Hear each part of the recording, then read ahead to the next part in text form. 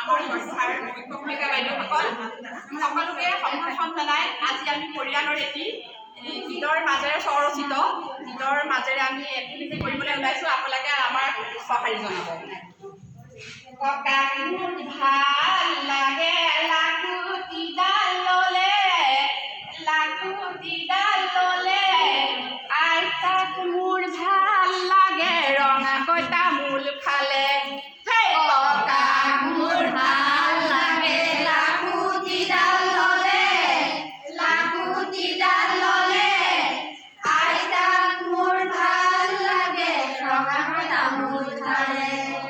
দেউতাক মোৰ ভাল